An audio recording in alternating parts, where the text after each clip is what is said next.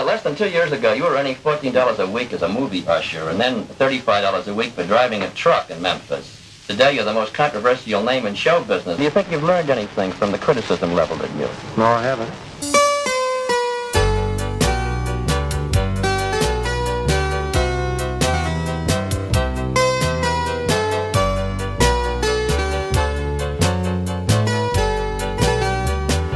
On your personal appearances, you create a sort of mass hysteria amongst your audiences of teenagers. Is your shaking and quaking in the nature of an involuntary response to this hysteria? Would you say that again, sir?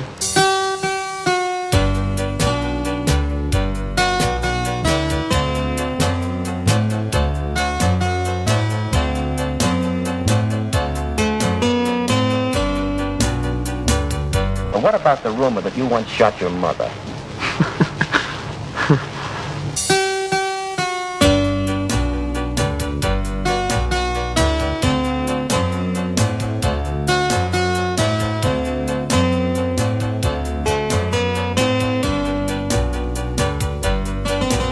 Well, there's another one, too, you may not have heard before. Several newspaper stories hinted that you smoked marijuana to hit the bottle in order to work yourself into a frenzy while singing. What about that? First of all, I plead innocent of all charges.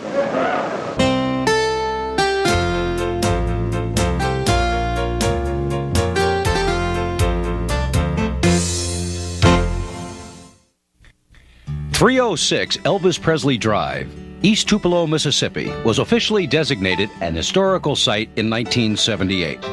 But in 1934, the address was 306 Old Saltillo Road, and it was the home of Vernon and Gladys Presley. The couple had married on June 17, 1933. After first living with in-laws, Vernon and his father built the two-room house with $180 worth of lumber. On January 8, 1935, Gladys gave birth to identical twins who were given the names of Elvis Aaron and Jesse Garin Presley. Elvis was born first, and minutes later, Jesse was delivered stillborn. The following day, Jesse was buried in an unmarked grave at the Princeville Cemetery in Tupelo. The world that young Elvis was born into would forever shape his life. For most, the Deep South was a place of hard-scrabble existence. Workdays were long and hard. It was a world of segregation, blacks and whites rarely mixed. Yet for the poorest of both groups, religion and gospel music played a dominant role in their lives. For young Elvis, the music would become a pathway to legend. By the age of 2, Elvis was exposed to music at the First Assembly of God Church, located just a block from his home. The Presley family also enjoyed attending religious revivals and tent meetings. Later, Presley would remember how impressed he was at the preachers who would jump all over the stage and how the audience reacted to them. On October 5, 1945, Elvis won second prize in a talent contest at the Mississippi-Alabama Fair and Dairy Show. The contest was broadcast over the radio by station WELO, and reportedly, Vernon Presley, who was driving a truck at the time, heard his son on the air and cried with joy and pride. When Elvis was 13, his mother bought him his first guitar. She had saved for months to afford the $12.95. The 12-year-old Elvis sat by the family radio, learning how to play his new instrument. The music of country stars like Roy Acuff and Ernest Tubb, and black singers like B.B. King all helped to form Elvis's musical tastes. In September of 1948, the Presley family packed up all their belongings in the family car and moved to Memphis. Elvis's first home in Memphis was in a one-room apartment at 572 Poplar Avenue. Elvis was enrolled in Humes High School. He was shy and nervous and slow to make new friends. The family struggled to make ends meet and qualified for public assistance, including an apartment in a federally funded housing project. To help out his family, young Elvis had a series of part-time jobs, including working as an usher at the Lowe's State Movie Theater. Slowly, a change was coming over Presley. He began buying flashy clothes at Lansky's on Beale Street, a favorite of country singers and local black kids. He changed his hairstyle from the popular crew cut of the time to wearing it long, slicked back with sideburns. He loved movies, and it has been reported he idolized Tony Curtis. Although he enjoyed dressing like a rebel, he was also a member of ROTC in his senior year of high school. His interest in music continued, but his shyness kept him from performing in public, although he did enter and win a talent contest in his senior year. In June of 1953, Elvis graduated high school. Later, he got a job driving a truck, similar to this one, for the Crown Electric Company, taking parts and equipment to various job sites. His take-home pay was $35 per week. In the summer of 1953, Presley decided to make a record as a present to his mother. He knew that Sun Records, a small recording studio and record label, also allowed people to make inexpensive demo records. Presley recorded 2 songs, My Happiness and That's When Your Heartaches Begin. In January of 1954, Elvis returned to Sun to make a demo record. This time, the studio's owner, Sam Phillips, was there and took an interest in Presley. Phillips put Presley together with local musicians Bill Black and Scotty Moore, and they began to play together. On July 5th, 1954, at Sun Records, the trio recorded That's All Right Mama and Blue Moon of Kentucky as the 2 sides of Presley's first professional record. At 9:30 p.m., and just one day after the record was completed, Memphis disc jockey Dewey Phillips played That's All Right Mama on his radio program. The reaction was immediate. Hundreds of phone calls came flooding into the station. Later that evening, Elvis came to the station and was interviewed by Phillips. Within the next couple of days, Sun had thousands of orders for the record. On July 12, 1954, Elvis signed a 1-year management agreement with Scotty Moore. As record sales mounted and more fans got to see Elvis perform, his bookings increased and he began to appear in packaged shows with people like Hank Snow. But not everyone was impressed with his brash performing style. Elvis made his first and only appearance on the venerated Grand Ole Opry radio show on October 2nd, 1954. After the show, the program's talent coordinator suggested that Elvis think about going back to truck driving. But screaming fans and zooming record sales were telling a different story. At each appearance, the crowds got larger and the press coverage more frantic. Presley's gyrations and gritty R&B sound were something completely new. In a blink of an eye, Elvis had become the hottest act in the South. On October 2nd, 1954, Elvis made his first appearance on the Louisiana Hayride radio show. He was signed as a regular and would make over 50 appearances on the program. While appearing on the program, Elvis met drummer DJ Fontana. Fontana played drums for Elvis on and off from 1956 to 1968. As 1955 began, Bob Neal, a local disc jockey and concert promoter, took over Elvis's management. Although Elvis was enjoying success, he was still very much of a regional phenomenon. In early 1955, Elvis came to the attention of Colonel Tom Parker, who was then managing country singer Eddie Arnold. Parker was actually born in Holland and immigrated illegally to the United States in 1929. After serving in the U.S. Army, he began his career by hawking carnivals and later founded the Great Parker Pony Circus. In February of 1955, Parker began assisting Bob Neal in booking Elvis. In March of 1955, Elvis, along with Bill Black and Scotty Moore, flew to New York to audition for Arthur Godfrey's Talent Scouts, a popular TV showcase for new talent. The act was turned down flat. The rejection may have had more to do with Elvis's image than his singing. At about this time, films were depicting teenagers wearing slick back hair and suggestive clothes as juvenile delinquents and troublemakers. They included The Blackboard Jungle, The Wild One, and Rebel Without a Cause. You know what kind of drunken brawls those parties turn into?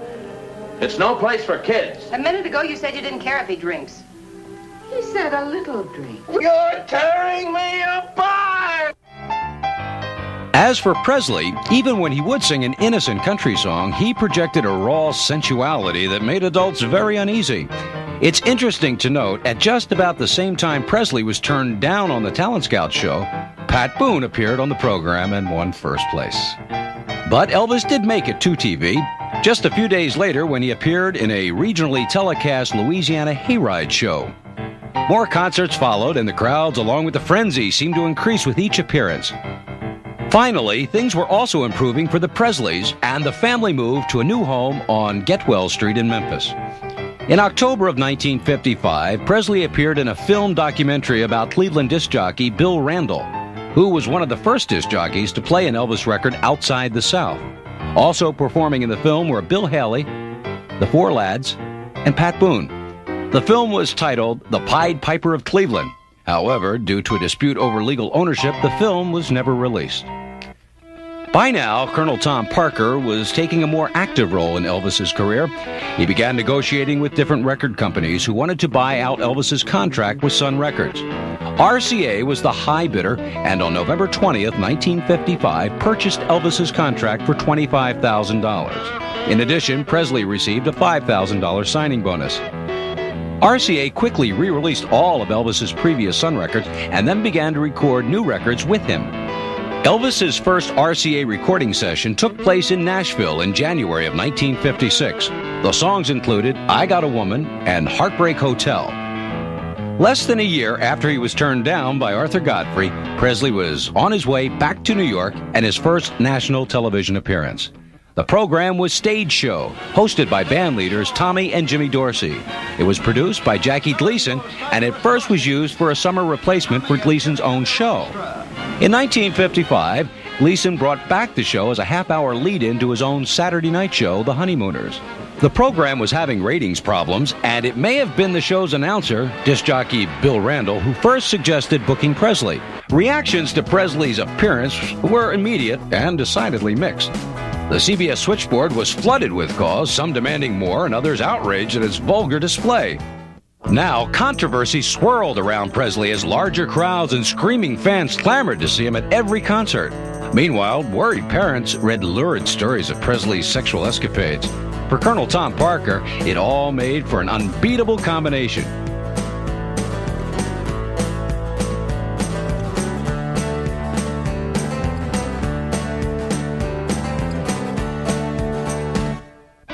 It didn't take long for Hollywood to notice Presley. Paramount producer Hal Wallace had Elvis make various screen tests. One of the films Elvis tested for was The Rainmaker. He didn't get the role, but producer Wallace liked what he saw.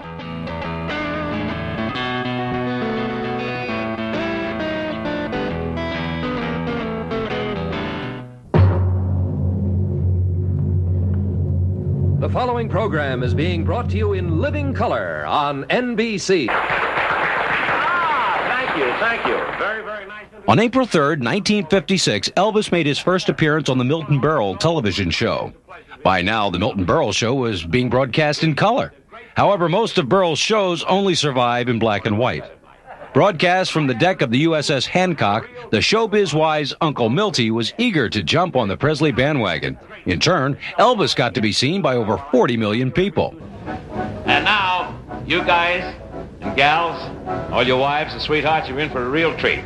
This is the first time that the Hancock is going to rock and roll while still at anchor. Here's a young man who in a few short months has gained tremendous popularity in the music business. His records are really going like wildfire. He's America's new singing sensation, our new RCA recording artist. Here he is, and a big reception for Elvis Presley!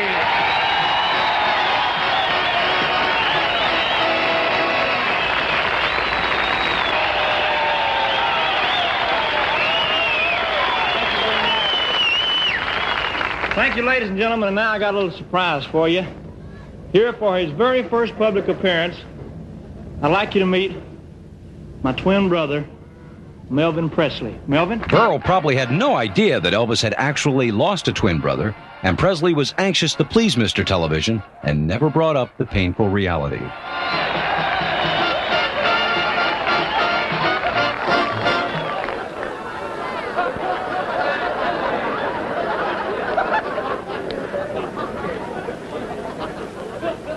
Hello, friends of Radio Land. Radio Land. Radio Land, this is television. Melvin? Milton or Melvin? Melvin. Must have another brother, too. Television? What the heck is that? Well, it's a little box. Yeah. It's got a window in it. Yeah? There's millions of people out there, and they're looking in the little window. Yeah? They can see you, but you can't see them. What a dirty peeping toms. But Elvin, you're wonderful. And keep buying them records, will you, folks? Mel, who's you? Elvis. Elvis. Hot dog. Elvis needs the money. Well, I'll tell you, sure mighty proud to be here on this ship here, the Ocean Coke. And I want you to know the Ocean Coke. Ocean Coke? Ocean Coke. That's what it says on the side of the boat. USSHANCOCK. Ocean Coke. What's the matter? I know how to spell. That's USS Hancock, Melvin. Keep buying them records. I'm real proud of you, Elvis. Well, Melvin, I owe it all to you. You owe everything to me. That's... You taught me everything I know. I'm glad you told that to the folks I did. I taught him his singing style. I used to drop grasshoppers down his pants. That's how I keep jumping around. Grasshopper. Keep buying them records. Do that, boy. What are we going to do now? Well, let's sing a song. Let's sing a song to get it. Do the blue suede shoes. Half soul. Here we go. One more. Take it away. Well, it's one for the money, two for the show. You ready now? Go get it.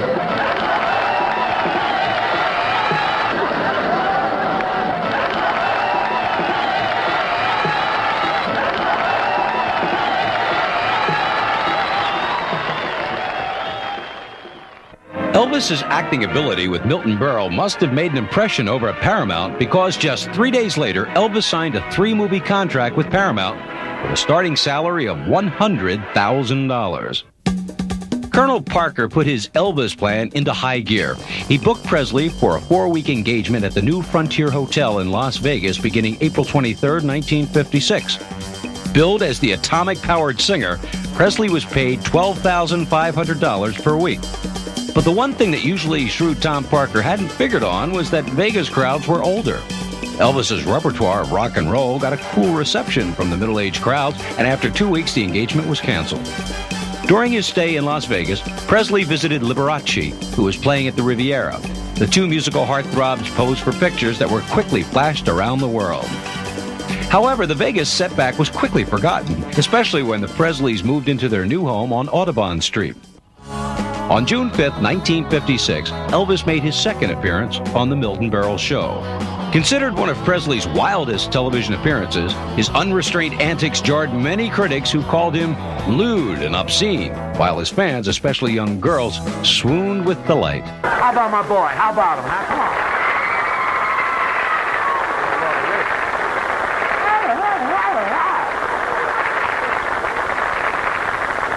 I don't know what you're screaming about. I want it the way they're flipping their lids, these girls down here. I don't know, I like... I want to tell you, that beat with your foot is absolutely sensational. I want to ask you something, Elvis. If I did that thing the same way you did it, do you think I could get all the girls the way you do? Well, you might not have to get girls, but at your age, it'll keep your blood circulating.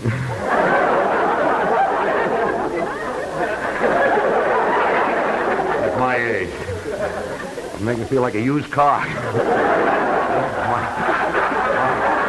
My taillight may be dragging, but my battery is still charging. I'll tell you that.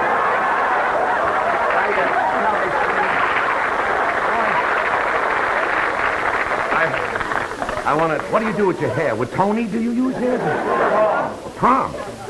No plugs, you know? I want to tell you, how can I get these girls to scream over me this way? I really mean that. How can I do that? Mr. Burrow, I don't think you'd like it.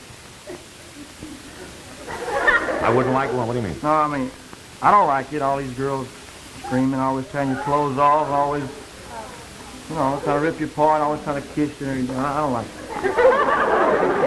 You don't? I don't like it. Someone must have stomped on his head with those blue suede shoes. You must be kidding. Are you kidding? You don't like it? No, I'm not. I tell you, I'd rather have a quiet type of girl. Someone more sedate. Someone that'll calm me down and relax me, you know? You don't want a girl, you want a Milltown. Really, Mr. Burrow. Yeah. I tell you the type I dig is someone like that, Deborah Paget. I can't hear you. I'm next to you, but I can't hear you. I said, I love this guy. Somebody like Deborah Paget? someone like Deborah Paget. Oh, you like that type? No, look. Man, she's real gone. I know she's real gone, but look, the Deborah Paget, Elvis, she's not in your league. You know what I mean? I'll prove it to you. She's not too sophisticated for you. Deborah, would you come out here, please?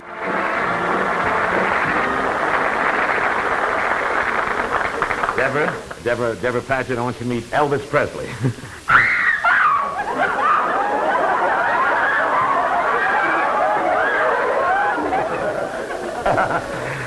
Well, how you feel now, man? Cool, man. How you like that? She kissed him and he feels cool. This I don't...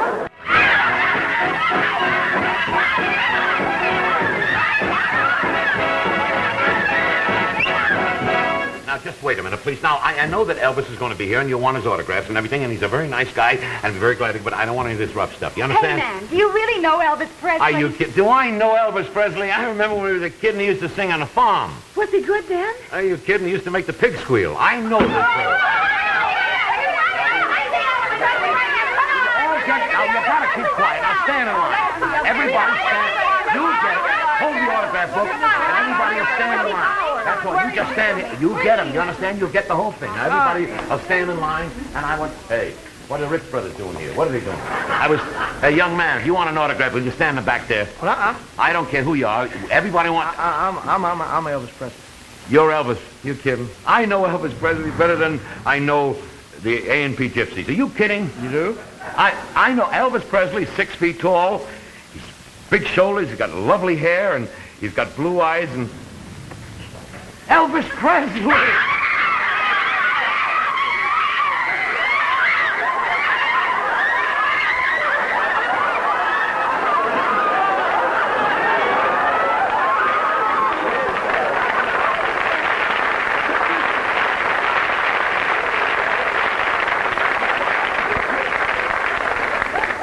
Give me the good old Rudy Valley days. Incidentally, ladies and gentlemen, I don't think that I'm revealing any secrets when I say that Elvis Presley is the fastest rising young singer in the entertainment industry today. And as a proof of this, Elvis, I would like to present this to you. It's a special, it's a great award from one of the great theatrical periodicals of all times, the Billboard, and back east and all over the country. They present you this. I'd like to read it for you. 8 years with these lights. This Triple Crown Award presented to Elvis Presley for his RCA victory recording of Heartbreak Hotel. There it is, ladies and gentlemen. Let's hear it.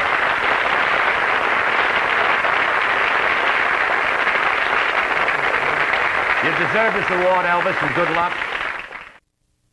On June 20th, 1956, Elvis appeared on Dance Party hosted by Wink Martindale. I believe the proceeds from this show go to the Cynthia Milk Fund. Is that right, Elvis? Yes, sir, that's right. And I'd like to say let's see, what would I like to say? I'd like to say that we have a diamond ring that we're going to have as a door prize. It's my initial ring. I've had it for some time, and it has 14 diamonds in it. And we're going to give it away at the door as a door prize. I see. And everything. And all the proceeds from this particular show, this is July 4th at Russwood Park. Elvis is going to be there. He's going to sing and play. His band will be there. Many other stars will be there, too. And we will certainly want you to watch Bob Johnson's column in the Memphis Press Cemetery, watch all the publicity on it, and get your tickets in advance. Elvis Presley, I want to thank you again because we know you're a busy man, and thanks a lot for coming by and seeing us at the dance party and saying hello to all your friends here in Memphis and the Mid-South. And anytime you're in town and want to come by, we certainly will welcome you. I think I have on something tonight that's not quite correct for evening wear. Not quite formal? What's that, Elvis? Blue suede shoes. Oh, yes. On July 1st, 1956, Elvis was scheduled to appear on another NBC program, originally broadcast in color, The Steve Allen Show. Elvis's previous television appearances, especially on the last Milton Berle show, had created so much controversy that Allen tried to tone down Presley by having him wear a tuxedo. After appearing on The Steve Allen Show, Presley went back to his hotel room and later, at 11:30 p.m., did a split-screen interview on the High Gardner TV show. Hi. I have Elvis Presley on the phone. Hello? Hello? Hello, Elvis. Just one moment. Hello, Elvis. Hello? Did you have fun tonight on the Steve Allen Show? Yes, sir, I really did. I really enjoyed it. First time you ever worked in tux or tails? It's the first time I ever had one on, period. You mean you've got, as they say, 4 Cadillacs, but no tuxedos? No tuxedo. I usually drive the Cadillacs in blue jeans. That's very interesting, particularly when a cop stops you and wants to know if you own the car, huh? That's right. You have to show them all your ownership papers and everything. You know, less than 2 years ago, you were earning $14 a week as a movie usher, and then $35 a week for driving a truck in Memphis. Today, you're the most controversial name in show business. I want to give you an opportunity here to go over a lot of the rumors that have been printed about you, including a few that I printed myself, because some of these things can be checked and some can't, and I think that we ought to sort of fix up the record. Now, your style of gyrating while you sing has been bitterly criticized, even by usually mild and gentle TV critics like Ben Gross. Now, do you bear any animosity towards these critics? Well, not really. Those people have a job to do, and they do it. And do you think you've learned anything from the criticism leveled at you? No, I haven't. You haven't, huh? Because I don't feel that I'm doing anything wrong. 2 or 3 columns this week that carried items that you had bought 4 Cadillacs. Now, what is better than that, Elvis? What? It's the truth. I do have 4 Cadillacs. What do you do with 4 Caddies? Well, I don't know. On your personal appearances, you create a sort of mass hysteria amongst your audiences of teenagers. You're shaking and quaking in the nature of an involuntary response to this hysteria? Would you say that again, sir? Well, I say that when you shake and you quake when you sing, is that sort of an involuntary response to the hysteria of your audience? Involuntary? Yeah. Well, I'm aware of everything I do at all times, but it's just the way I feel. I mean, for example, if somebody is playing ball, they play just a little bit harder when the fans root, and I was wondering whether this had anything to do with sure. rooting. Well, I guess any artist, if the audience acts like they're enjoying it, if they act like they're with you, well, it makes you put more into it, you know. Mm-hmm. Do you think that your rocking and rolling has had an evil influence on teenagers? I don't think that it is. Juvenile delinquency is something that's, it just, I don't know how to explain it, but I don't see how music would have anything to do with it at all. What about the rumor that you once shot your mother? Well, I think that one takes the cake. I mean, that's about the funniest one I've ever heard. Where'd that one come from? Have you any idea? I have no idea. I can't imagine. When you mention it to me, it's the first time I ever heard it. Is that right? First time I ever heard it. Well, there's another one, too, you may not have heard before. Several newspaper stories hinted that you smoked marijuana to hit the bottle in order to work yourself into a frenzy while singing. What about that? I don't know. Would you prefer to be an actor than to be a singing entertainer? If I were a good actor, of course I'm not a good singer, but if I were a good actor, I think that I would like it a little better. Although, if I ever break into the acting completely, I'll still continue my singing. I'll still continue making records. On July 2nd, 1956, Elvis recorded Hound Dog, Don't Be Cruel, and Any Way You Want Me at RCA's New York studios. This was the first recording session in which the Jordanaires acted as his backup singers. Presley first met the group in early 1954. At that time, Presley reportedly said, "If I ever make a record, I want to use you guys singing background for me." Oh, Lord, I want to when the saints go marching in. Go marching in now when the saints go marching in. Saints go marching in. Now when the saints go marching in. Go marching in. Oh, Lord, I want to feel that number when the saints go marching in. As soon as Presley was out of the recording studio, Colonel Parker had him on the road. Using the publicity generated from his recent television appearances, Presley was booked into stadiums and theaters all over the South, like this appearance scheduled for August 7th in St. Petersburg, Florida. Later in August, Elvis began filming his first feature for Paramount, Love Me Tender. By now, Elvis had bought his mother a pink Cadillac. It was only one of many luxury cars Elvis bought for himself, his family, and his lucky friends. He was especially fond of Lincolns and Cadillacs. On September 9, 1956, Elvis made the first of 3 appearances on The Ed Sullivan Show. Although Sullivan was very concerned about his show's family image, he couldn't help ignore Presley's celebrity status or the big ratings Elvis had given his TV rival, Steve Allen. Sullivan signed Presley for 3 appearances for $50,000. September 26, 1956 was declared Elvis Presley Day in Tupelo, Mississippi.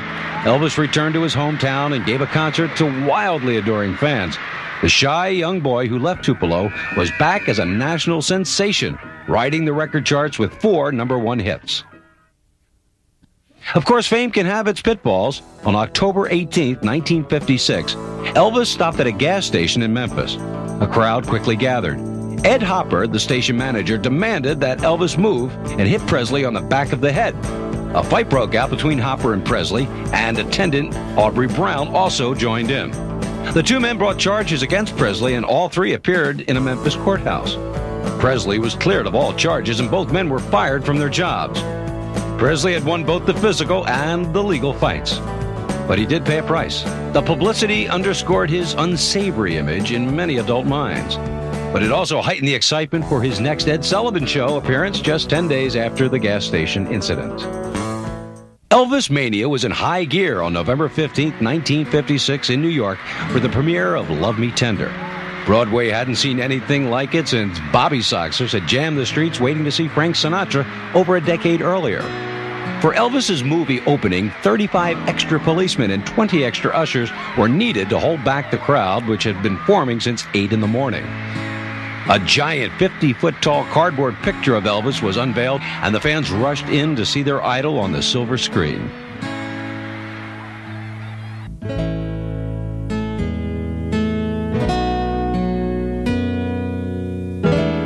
The sensational adventure of the notorious Reno brother, Elvis Presley, as Clint Reno, who loved his brother, but also loved his brother's girl.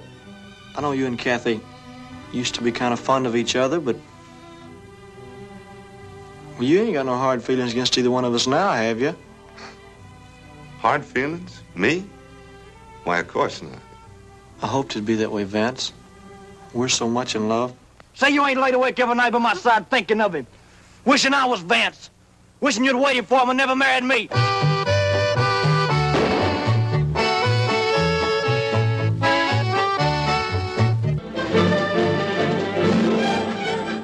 Once again, the critics lashed out at Presley's performance. Their reviews blasted Elvis's acting, but they totally missed the point. Presley's fans were thrilled just to see him 20 feet tall on a movie screen. Each new Presley appearance quickly sold out, like this one at the Louisville, Kentucky Armory on November 25th, 1956. Parking lots would fill to capacity and thousands of fans would mob the theater.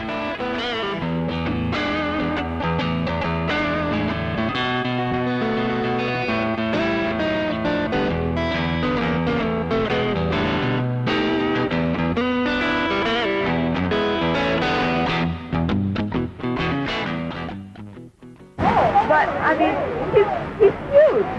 Well, you know, he's just so limber and loose. I mean, it's really marvelous. Well, he just feels the rhythm. Digs it the most.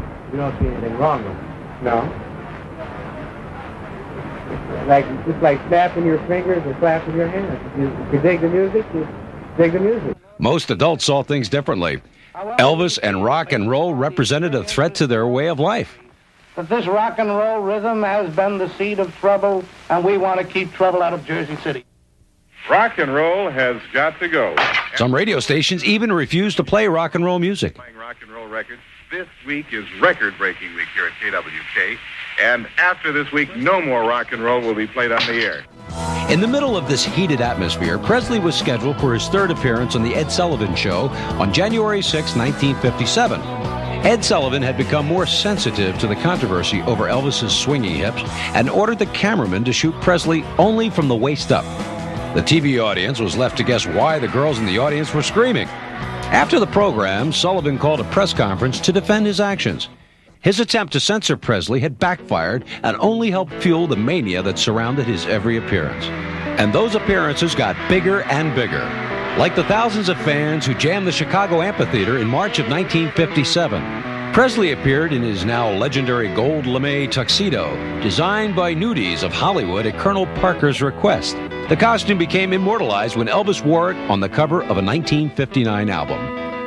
In March of 1957, Elvis purchased Graceland for $102,500. By now, Colonel Parker had the Presley money machine in high gear. Elvis's concert fees kept rising. One hit record followed another, and the Colonel and RCA began marketing and licensing Elvis products.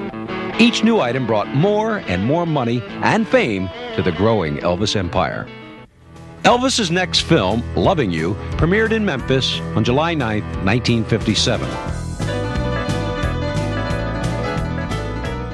Loving You, the first big modern musical built around the fiery personality of Elvis Presley. Follow him through the barnstorming days and the one-night stands. The big moment when the girls discovered him and he discovered girls. See what happens when a down-to-earth kid goes too high, too fast. It's not my future you care about, it's yours. It's what I can do for you. You don't care about me or Tex or anybody, just yourself.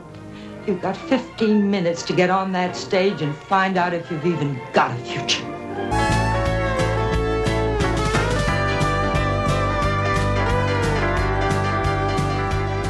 Colonel Parker kept Elvis busy. When he wasn't recording or making a movie, he was playing concert dates.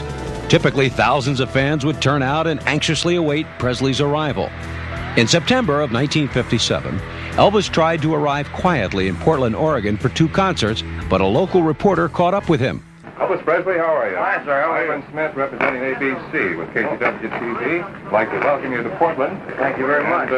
What is your concert tonight? How long a duration will it be? The entire show will be about 2.5 hours. I think I'm on for about 40 minutes. What songs are you going to hit? Well, I'll do practically all of my songs. Which song do you think is the biggest right now? Don't Be Cruel is the Don't Be biggest. Cruel. How about Teddy Bear? How's it doing? It's about 2 million now. We have a bunch of teenagers up the other side of the studio waiting to see you, and as you can see, in spite of all the secrecy and this little devious plan, a lot of us freaked out. So I think yes, it always does. It always does. But I don't mind it. In fact, if you come into a place, there's nobody there to meet you, you start wondering, you know. On October 17, 1957, Elvis's third feature, Jailhouse Rock, premiered. As an indication of Elvis's growing muscle at the movie studio, the MGM commissary accommodated Elvis's taste in food by adding crisp bacon, mashed potatoes, and dark brown gravy to their menu during filming of Jailhouse Rock. Vince Everett, dynamically portrayed by Elvis Presley, was a tough blackboard jungle kid. Jailhouse Rock is also the love story of this rebel. How dare you think such cheap tactics would work with me? Any tactics, honey? It's just the beast in me. The fires of violence still raged in Vince as he fought his way to fame and fortune in the exciting world of popular music. And then came Hollywood. Oh, Vince, let's try it again. Vince! How do you like our movie star, Peggy? He has adapted very quickly. Well, there's not much oxygen up where he is, and the man gets lightheaded. There comes a time when you got to take a hand in things, and that time is now. Don't push me, huh? I'm gonna beat hell out of you. Don't try it. You're talking crazy, man. You know you got it coming, son. I said don't try. A sad footnote, Judy Tyler, who co-starred with Elvis in Jailhouse Rock, got her start playing Princess Summer Fall, Winter Spring on the popular Howdy Doody television program. Jailhouse Rock was just her second film and her last. Tyler and her husband of just 4 months were killed in a car accident in July of 1957. In January of 1958, Elvis began production of King Creole. But a month earlier, Milton Bowers, Memphis Draft Board president, had hand-delivered Elvis's draft notice to Graceland. In March of 1958, RCA released Elvis's Golden Hits Volume 1, the first of a long line of hit collections. The album remained on Billboard's album charts for 50 straight weeks. Elvis's actual induction came on March 24th, 1958. No soldier was ever drafted into the Army with the fanfare and publicity that surrounded Presley's. 55 photographers and cameramen converged at the Memphis Draft Board when Elvis, accompanied by his parents, arrived for his induction. After receiving some initial instructions and filling out forms, Elvis practiced taking his oath. That's your other right, Elvis. Next up was Presley's pre-induction physical, and the cameras couldn't wait to get some shots of America's heartthrob taking off his clothes. Then it was time to check the eyes that so many young girls were swooning over. I wonder if Elvis's blood pressure was a little high with all those cameras pointing at him. And speaking of pressure, I wonder how Elvis felt when he had to strip down and, as they say in the Army, assume the position. All with the cameras still rolling. Finally, it was time to take the oath.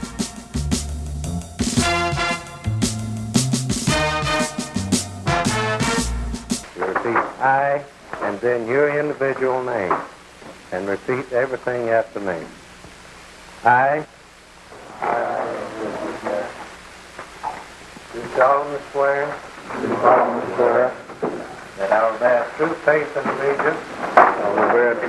allegiance to the United States of America. That I will serve them honestly and faithfully against all their enemies whomsoever. And that I will obey the orders of the President of the United States and the orders of the officers appointed over me.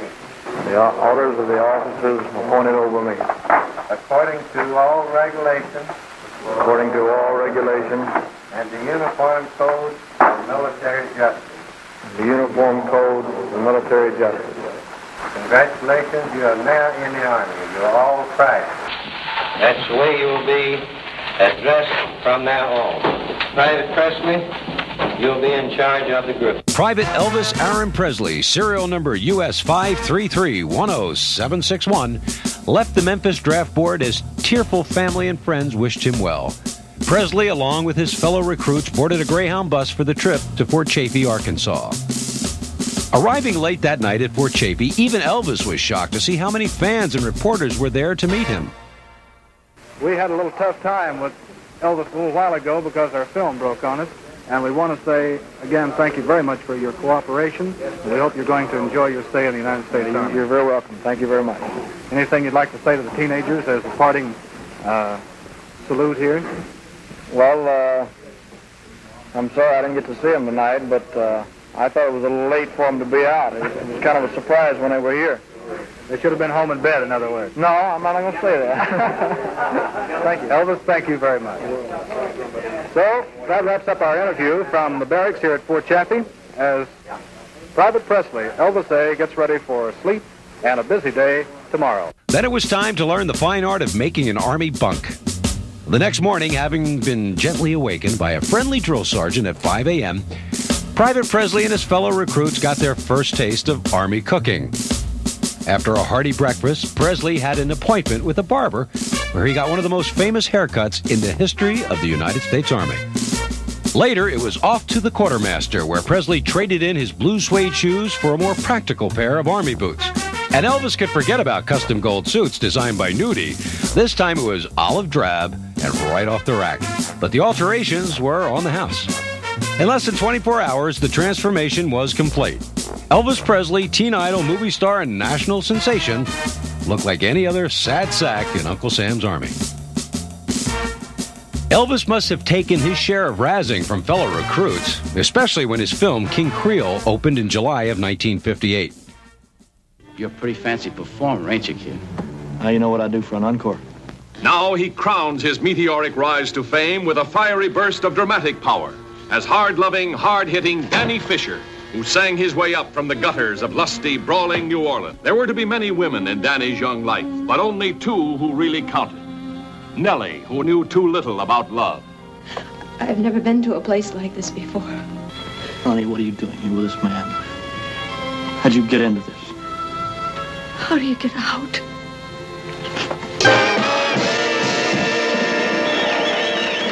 While Elvis was training at Fort Hood, his parents were living nearby. But in August, his mother fell ill and was hospitalized in Memphis. At 3 a.m. on August 14, 1958, Gladys Presley suffered a heart attack and died. She was 47 years old.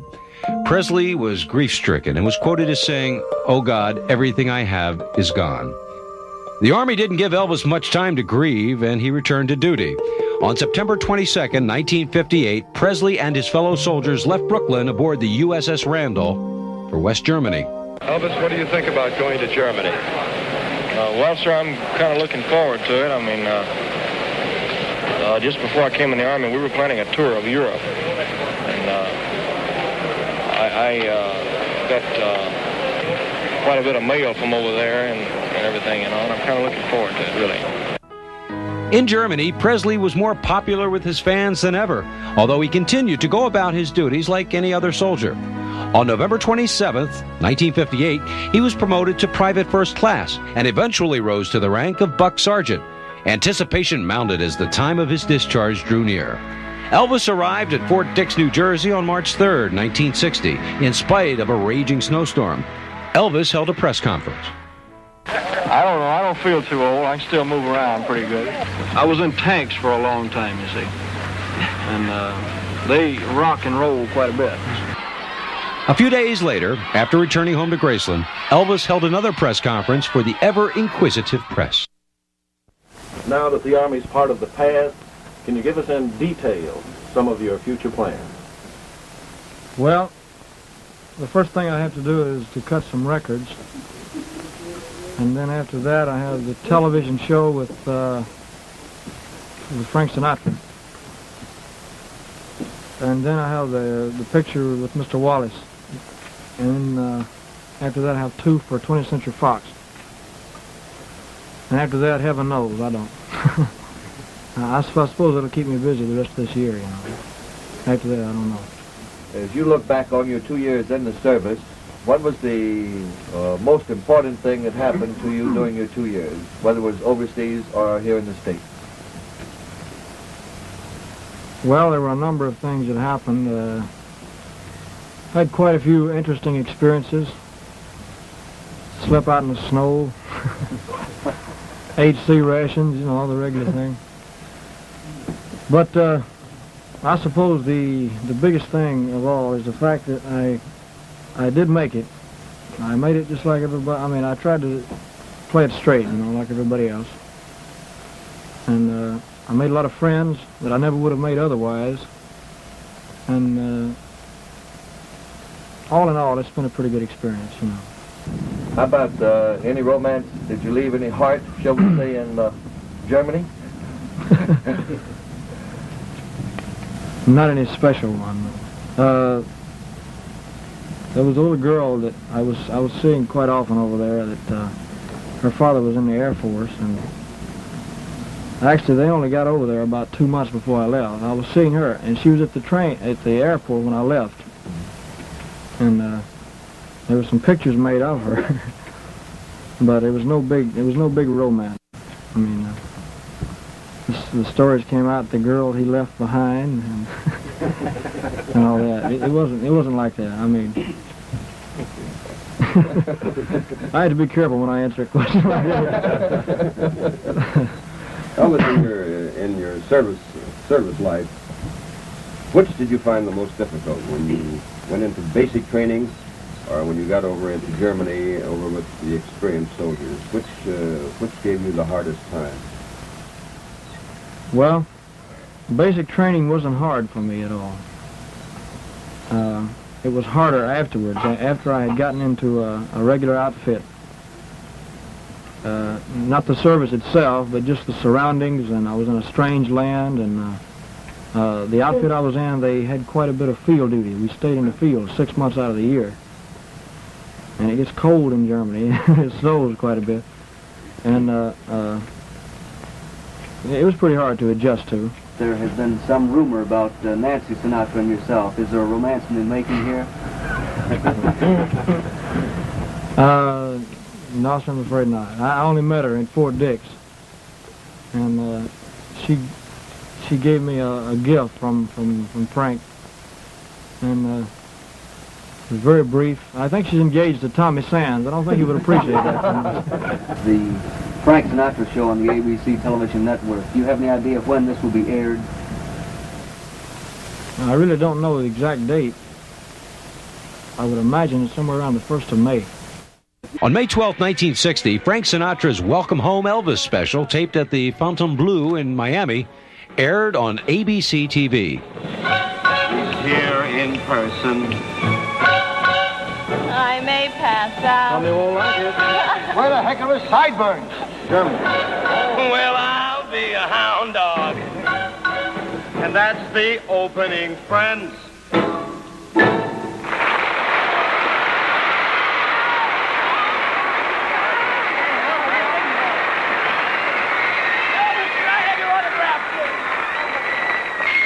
It was great, and I'm glad to see the Army hasn't changed it. Wasn't it great? That's the first time I ever heard a woman screaming at a male singer. Don't you remember me there, Charlie? You know, I always wondered, as a matter of fact, while you were singing, Elvis, I thought to myself, I wonder what would have happened if I had recorded Love Me Tender instead of you. I wouldn't have made any difference. I think it would, about 2 million records less. He said that. You smarty pants. Elvis was back. Paramount and producer Hal Wallace were anxious to get Presley's movie career up to speed, and Elvis quickly signed on to do more films. First up would be a natural, the 1960 release, G.I. Blues. Paramount's rousing, rollicking story of America's ever-loving overseas GIs, with a skyrocketing star who really lived it. Fire! On the way.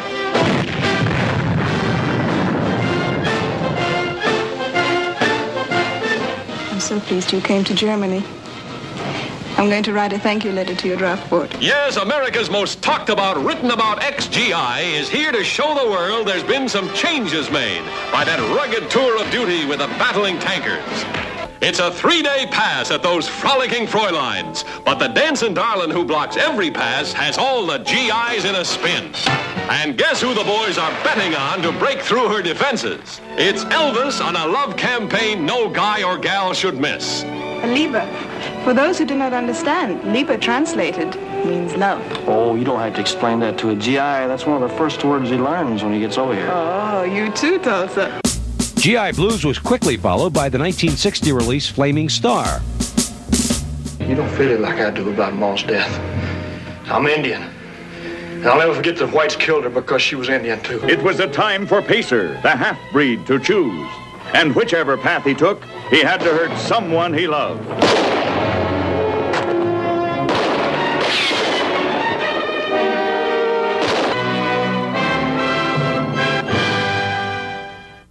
In March of 1961, Presley traveled to Hawaii to begin filming Blue Hawaii. On March 25th, 1961, he gave a benefit concert for the USS Arizona Memorial Fund in Pearl Harbor, Hawaii. It would be his last live performance for almost 8 years. On November 22nd, 1961, Blue Hawaii opened. With Elvis as your personal guide to America's exotic Eden, our Polynesian paradise.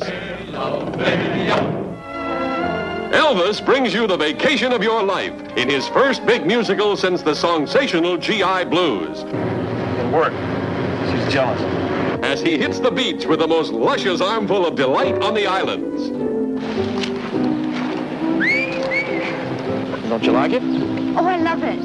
And I thank you for thinking of me. I was thinking of me. Do you want to kiss me again? I don't rob cradles. Did you ever see anything like this in a cradle? Excuse me, Mr. Garvey. Why can't we settle this? Did I say move? Chad, please. Oh, go on. Turn him loose, sis. Turn that tiger loose. Yeah.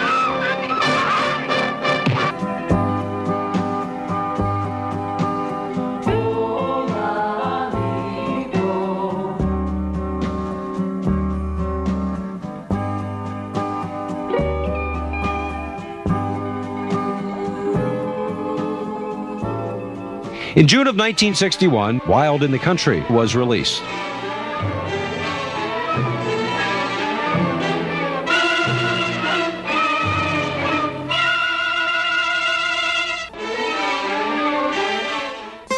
Although Elvis was not giving live performances during the early 60s, his car was. Presley's 1960 Cadillac, which was customized by famed car builder George Barris, was frequently sent on tour by RCA.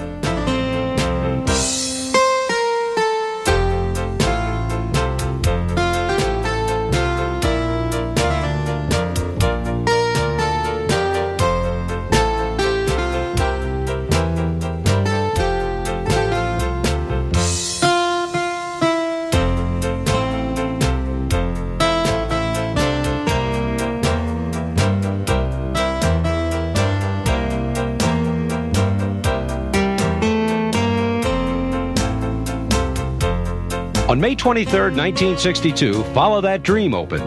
Production on the film began in the summer of 1961 in Florida. Elvis arrived on location in his specially equipped bus. The bus was nicknamed Plain Jane because the exterior gave no indication it was Elvis's bus or the luxurious interior within.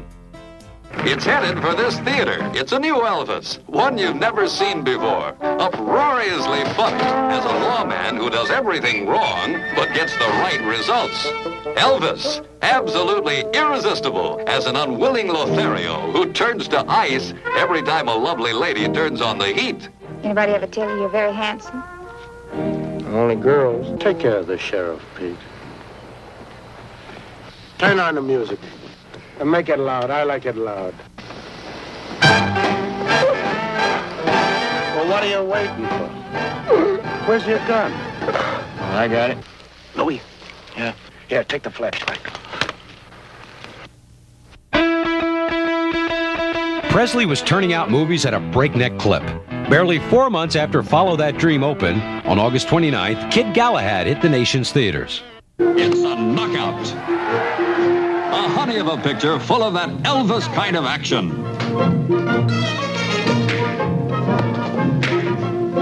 That Elvis kind of lovin'.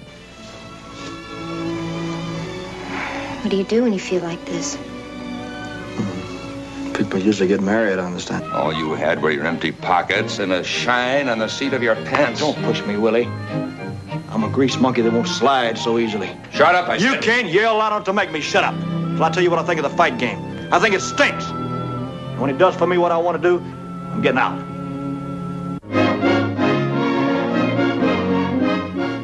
In April of 1962, Presley had flown to Hawaii to work on his next film, Girls, Girls, Girls. After a month of location shooting, Elvis flew into Honolulu before returning to Hollywood to finish the film.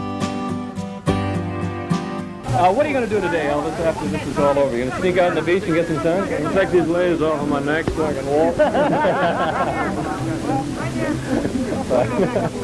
All your buddies are... No, I'll probably rest because I've been up for about 2 days. Have you? You been recording lately?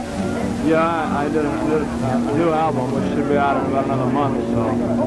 I've been recording and getting ready to come over here.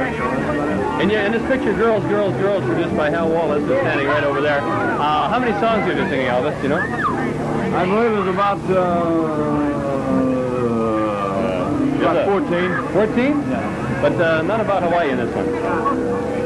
No, I don't think there's any about Hawaii. You're going to be on a tuna boat in this. In fact, I think the songs in this one are a combination of everything. Rock and roll, a little calypso, and so forth. Kind of hard to concentrate this afternoon. Yeah, it's hard for me to concentrate anytime.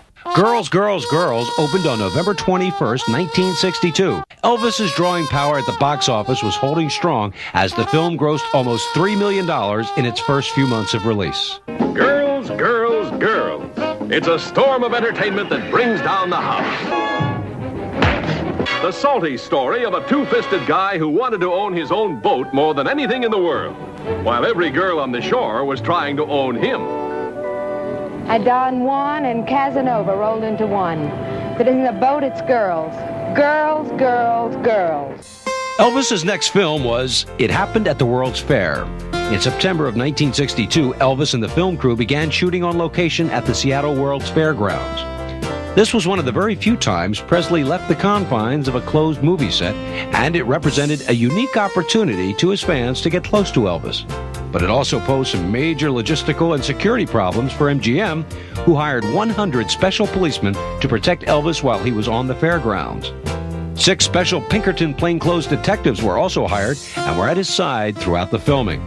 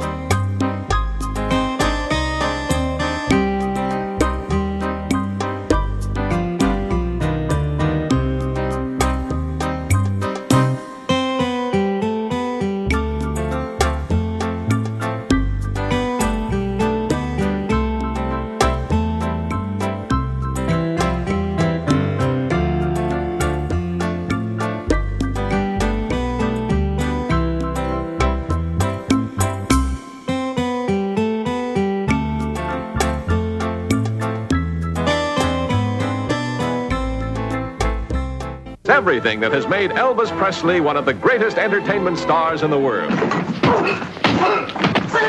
His romances. Dorothy! Get me my gun, Emma. Mom! Dad! What do you mean But now something new has been added. The warm touch of a great guy. For Elvis has a new sweetheart, little Vicky 2, one of the cutest youngsters you've ever met. Of course, he has a big sweetheart, too. Several of them, in fact. 1 minute, there's something in this eye, and the next minute, there's something in this eye. He's got something in his eye, all right. Yes, the Space Needle rocks and the monorail rolls in an eye-popping riot of explosive hilarity. Boy, did this man really give you a quarter to kick him? Yes, he's some kind of nut. And of gorgeous gals, gags, and gangsters. Get moving. Come on, move. In November of 1963, Elvis's next film, Fun in Acapulco, opened. It's moments of drama at the top of the famous La Perla Cliffs and the attempt to dive into the treacherous waters below. Wanted by the shapeliest playmates in Mexico. From the younger set who adores him, to a lady bullfighter who learned her talented passes in the corrida, and a beautiful gal in a bikini who's the shape of things to come. Oh, it must be a very important mission that sends you off in such a hurry. If you must know, I'm on my way to La Perla to see your girl. Why don't you move me? On January 30th, 1963, Elvis purchased Franklin Roosevelt's presidential yacht Potomac for $55,000. He presented the boat to Danny Thomas in care of St. Jude's Children's Hospital in Memphis. Elvis's acts of charity became legendary. Only a few were captured on film, like this check he is giving to Bud Abbott and Barbara Stanwyck for the Motion Picture Relief Fund. During Christmas time, Presley passed out over $50,000 in checks to various charitable organizations in Memphis. When it was announced that Elvis would pass out checks, Presley laughed and said, "Elvis is just going to pass out, period." But most of his charitable work was done in private. 1964 saw more Elvis films, including Kissing Cousins and Viva Las Vegas. Presley's co-star in Viva Las Vegas was sexy Anne Margaret. Rumors flew all over Hollywood that the duo were having a torrid romance. At one point, Anne Margaret actually announced to the press that she and Presley were engaged. Presley quickly put an end to the rumor, and the couple's romance cooled. Viva Elvis! Viva Anne Margaret! Viva the excitement when these two let themselves go on a wild and woolly whirl through Funtown, USA. Yes, the sky's the limit for love, laughter, and those wonderful new sounds. It's a pleasure to hear a man's opinion and not have to listen to the stubborn ravings of a boy who won't grow up and...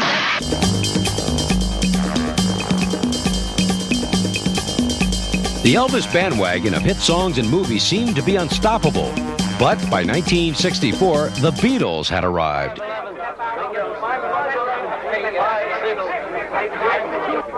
Suzanne Davis says you guys are nothing but a bunch of British Elvis Presleys. He must be blind. It's not true. And for the first time in his career, Elvis had a serious rival for the affections of American teenagers. 1964 ended with the release of Roustabout. In January 1965, Elvis celebrated his 30th birthday. Later in 1965, Elvis's 17th film, Girl Happy, was released. In May of that year, Tickle Me was released. It was reported that Presley was earning $100,000 and 50% of the profits for each of his films.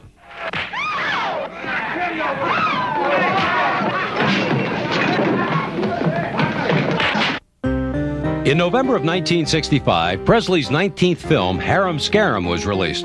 On March 31st, 1966, Frankie and Johnny premiered in Baton Rouge, Louisiana. More films followed, including Paradise Hawaiian Style, Spin Out, Easy Come, Easy Go, and Double Trouble. Over the years, Elvis's name had been romantically linked to many women, especially all of his former leading ladies. In fact, Elvis reportedly said, "If I slept with every woman they say I have, I would have been dead a long time ago." But all the speculation ended on May 1st, 1967, when it was announced that Elvis Presley had married Priscilla Beaulieu, the young girl he first met in Germany while he was in the Army. 100 guests assembled in the lobby of the Aladdin Hotel in Las Vegas, Nevada. The double ring ceremony took place at 9:41 a.m. Following the party, a press conference was held, and the world got to see the king and his new queen.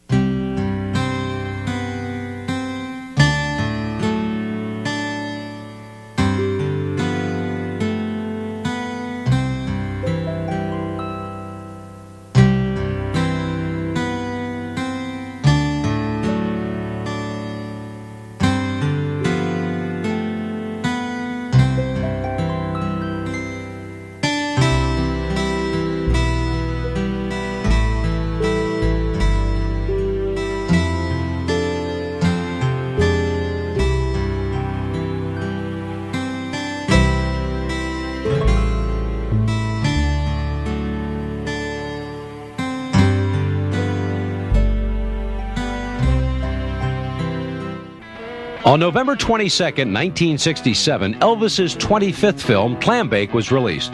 Principal photography on the film was delayed 1 week because Elvis fell in the bathroom and hit his head, suffering a minor concussion.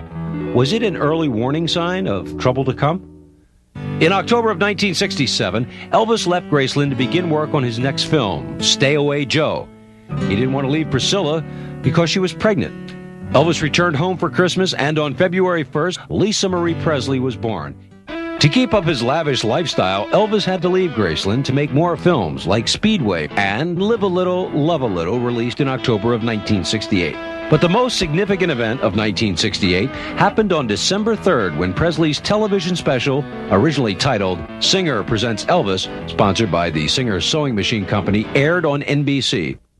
The tremendous success of the program acted as a jumpstart to Elvis's touring and concert career.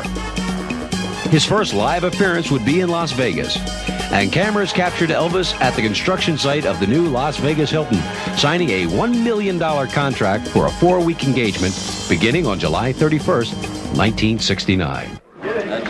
There's only one reason that people really come to Las Vegas, and this is it: to play at the gaming tables of casinos large and small, whether they are downtown where a penny can activate a slot machine, or more opulent like this one at the Las Vegas Hilton where thousands of dollars can change hands on the turn of a card. But hotels here also cover their bets on crowd appeal by using big-name talent in the showroom. It's no accident that theater audiences enter and leave that theater through the casino. Elvis Presley provided this hotel with sellout crowds at all his performances. The cross-section of people to whom Presley appeals can be seen in the long line of those waiting to see him perform, a line which wound through this casino and must have given hotel management mixed feelings when it removes these people, even temporarily, from tables and slots. 200 British fans chartered an airliner and flew here to see Presley, making this the high point of numerous stops along a Presley pilgrimage trail. They bought Presley souvenirs, like his famous hound dog, just as they must have at other stops, like his birthplace in Tupelo, Mississippi, and his current home near Memphis. But here in Las Vegas, they saw Presley perform in person.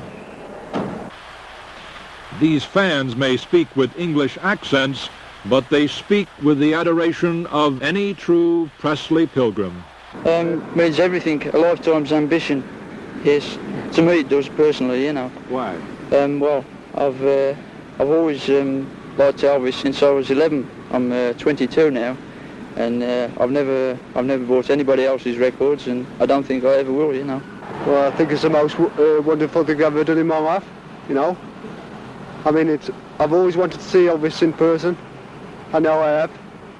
What has this trip meant to you? Chance to see America plus a chance to see Elvis. Which is more important? Elvis. This is what they have come to see. In these bits from Presley's latest act, the body movements don't seem quite as suggestive as in 1956, when Ed Sullivan refused to telecast Presley below the waist. Maybe it's that Presley is now 37 years old. The style is more sophisticated, just as the high pompadour and ducktail haircut have given way to the sophisticated shoulder-length styling of the 70s. Considered a superstar, Presley really doesn't need hard sell, but looking around this hotel, you'd never know it. And maybe that's one of the major reasons for the lasting success. Never stop selling. It's like a carnival here, and why not? That is the background of the man who created Presley, Colonel Tom Parker. Parker's philosophic presence is everywhere. No chance to sell Presley is overlooked. And if it's a captive audience lined up waiting to see a Presley performance, what's $1 to a true fan? Special sale closeout right here, only $1. Elvis souvenir book, $1. They're not sold in the showroom. Last chance here. Elvis souvenir book, $1. In March of 1969, Charo was released. Later, 1969 closed out with The Trouble with Girls and Change of Habit, which was Elvis's 31st and last scripted movie. All future Presley films would be concert-based films. On December 21st of 1969, Presley visited President Richard Nixon at the White House. Presley, who had a fascination with guns, gave the president a commemorative Colt 45, and reportedly the president gave Elvis a Narcotics Bureau badge. In January of 1970, Presley returned to the International Hotel in Las Vegas for another smash one-month engagement. The following month, he was booked into the Houston Astrodome for 6 shows. Presley held a press conference to talk about the upcoming appearance. What do you think of Texas? I like it. I like it. Excuse me, I can't take this fresh air, man. I'm used to the garbage can at the International Hotel, man. If I can't smell some garbage, I don't feel at home, man, I'll tell you. Do you have any films in the making right now or any plans? No, there's nothing in, as far as I know, is there, Colonel? Anything in the workings? I can't commit myself. An 8mm Walt Disney special we're doing next year, I think. I don't know. We're shooting something now, right? There's nothing as far as I know. So I just hope I can put on a good show, mainly. What happened to the Jordanaires? I can't get them out of Nashville, man. They got stuck in Nashville, and you know, they make so much money, and they do so well in Nashville. You can't get them out of there. You know? You ever pull out any of those old records from the Sun label and listen to them at all? They sound funny, boy. They got a lot of echo on them, man, I'll tell you. You were available to the public only in films. Yeah. For a long period of time. Well, I think the most important thing is the inspiration that I got from a live audience. I was missing that. You see, country music was always a part of the influence on my type of music anyway. It's a combination of country music and gospel and rhythm and blues all combined is what it really was. As a child, I was influenced by all of that. Elvis's professional career was going greater than ever, but rumors began to surface that all was not well between Elvis and Priscilla. She complained that the couple were constantly surrounded by Elvis's friends and they spent very little time alone together. On November 11th, 1970, Elvis, That's the Way It Is, opened. On January 9th, 1971, the conservative JC's Club elected Presley as one of the top 10 young men of the year. Other winners that year included White House Press Secretary Ron Ziegler, a West Point professor, and a biophysicist. I learned very early in life that without a song, the day will never end. Without a song, a man ain't got a friend. Without a song, the road will never bend. Without a song. So I'll keep singing the song. Good night. Thank you.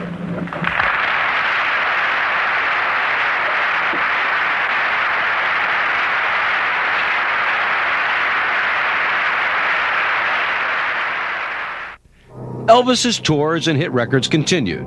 As each new concert venue was announced, it was sold out. Fans screamed as Elvis, clad in one of his special karate-inspired jumpsuits, prowled the stage, kicking and punching in the air. In June of 1972, Presley came to New York to perform at Madison Square Garden. It was the first time Presley had ever appeared in concert in New York. Reporters gathered at the New York Hilton, where Presley, joined by his father Vernon and Colonel Tom Parker, held a news conference. First of all, I plead innocent of all charges. Okay. All right. Okay. Thank you, dear. No, all kidding aside, we had to wait our turn to get into the garden, you know. No, I stopped using that greasy kid stuff, too. Just like everybody else did, man. Yeah. Well, I found that in the audiences that we have, it's mixed. It's older people, younger people, and the very young, and all types of people, you know, which is good. I just made a movie of the last tour that I did. It's the first live concert that we ever filmed, so that's my next project that's coming out. There's so many places that I haven't been yet. Like, I've never played New York. I went to Hawaii to get a tan for New York. The Madison Square Garden engagement was another Presley triumph. Over 80,000 people attended the concerts. The once shy young man from Tupelo was now the undisputed king of rock and roll, with 2 generations of fans clamoring to see him perform and still making his records chart-topping hits. On August 18, 1972, Priscilla Presley filed for divorce. The couple had been separated since February. On September 9th, Elvis met Linda Thompson. She was the reigning Miss Tennessee and 3rd runner-up in the Miss USA pageant. Elvis and Linda became constant companions. Later that year in November, Presley's 33rd and last film, Elvis on Tour, was released. In January of 1973, Presley arrived in Hawaii for a unique around-the-world event. Called Aloha from Hawaii, it was a live concert transmitted via satellite all over the world. Presley joined RCA Record President Rocco Laganestra to announce the concert, and nearby, as he always is, just out of camera range, Colonel Tom Parker. I'm still on stage. Yeah. Okay. South Vietnam. The Armed Forces Network will pick it up. The Armed Forces have shown. This is the first time that I've seen this myself. This is just the start of this. Would you try Japan again? And I really should start this conference off by congratulating Elvis, because we will have 2 new firsts. The new first, involves Elvis as the first performer to do a worldwide live concert via satellite. A real spectacular. And the second is that we will have a worldwide album via satellite. All of this has been made possible by the joint efforts of a lot of people, and especially including Colonel Tom Parker. Elvis, again, my congratulations for this spectacular. Thank you, sir. Thank you. It's very hard to comprehend it, because in 15 years it's hard to comprehend that happening, you know. To all the countries all over the world via satellite. It's very difficult to comprehend. A live concert, to me, is exciting because of all the electricity that's generated in the crowd and on stage. But it's my favorite part of the business, is a live concert. How do you pace yourself? Sir? How do you pace yourself? You mean physically, vocally, or whatever? So you are up when you need to be up? I just, I exercise every day. I vocalize every day. I practice if I'm working or not. No. So I just try to stay in shape all the time. Vocally and mentally. Which is harder? Well, both are tough, yeah. You got to work at them, but I don't mind it, you know. It's worth it. Well, now they shoot me all the way, see, so just the waist down. Now, but I would like to think that I had improved as an entertainer, and I like to get the rapport with an audience, because it's a give and take thing. If you can do that, it works. You know, if the artist or whoever is performing can get that kind of rapport going with the audience, then it pays off. It's good, you know. But do you feel that you have more of that rapport now than you did 15 years ago? I couldn't answer that. I really couldn't. I must say this about when we first approached the various countries around the world, Elvis is certainly the only performer that could do this today. He is well known in every country that we have taught, in fact, in every country in the world, and the acceptance was just fantastic. It wasn't a case of any selling. because, you know, he's been in demand for live performances around the world, but you just can't do this, so this is the way of approaching it. But the acceptance exceeded all of our expectations, Elvis. Thank you very much. That's very nice. The program was broadcast on January 14, 1973, and was seen by over 500 million people. Throughout the early 70s, Elvis continued to tour extensively, although many fans began to notice that he was gaining weight. But the crowds kept coming to see him, and many refused to leave the theater until they heard the announcement, "Elvis has left the building." In 1975, Elvis broke the record for gate receipts for a single performance at a concert in Pontiac, Michigan. By 1976, Elvis's weight had ballooned to over 230 pounds. There were rumors of erratic behavior and drug abuse. He became more and more isolated from his fans as he was whisked off immediately after each performance. In 1977, Elvis had to stop a concert in Baltimore for health reasons. He left the stage and returned 30 minutes later. The tabloids began running negative articles about Presley's food cravings and reported temper tantrums. On June 26, 1977, Elvis gave what would be his last public performance at Union Square Arena in Indianapolis. On August 1st, 1977, the book Elvis, What Happened was published. Written by longtime Elvis insiders Red and Sonny West and Dave Hebler, the shocking book describes Elvis as a brooding and violent man, obsessed by death. It outlines sexual encounters and drug binges. These had to be difficult days for Elvis. He had spent so many years trying to reverse the negative images that followed him as a young performer. But now, some of his closest friends had betrayed him. The only thing that would silence the critics would be a new concert tour. The first date was set for August 17th, but it was not to be. On August 16th, 1977, at 2:30 p.m., Ginger Alden, Presley's current girlfriend, found Elvis unconscious in a second-floor bathroom at Graceland. Medical assistance was summoned and Presley was rushed to Baptist Memorial Hospital. He was pronounced dead at 3:30 p.m. A shocked nation watched as the news of his death was broadcast over every TV station. The cause of death is cardiac arrhythmia. The precise cause has not yet been determined for the cardiac arrhythmia. It may take several days to several weeks to determine that specific cause, and in some cases it never is discovered. The news came as a total surprise. Elvis was only 42 years old. Ironically, the Star newspaper was out that very week featuring an Elvis story on its front page and promoting it heavily on television. As word of Elvis's death spread like wildfire throughout the world, distraught fans converged on Memphis. At Graceland, Elvis was laid out in a huge copper coffin, wearing a white suit, navy shirt, and his diamond-encrusted TCB, Taking Care of Business, ring. Over 10,000 grief-stricken fans were allowed to pass by the coffin. The National Enquirer managed to sneak a photo of Elvis and splashed it on their front page.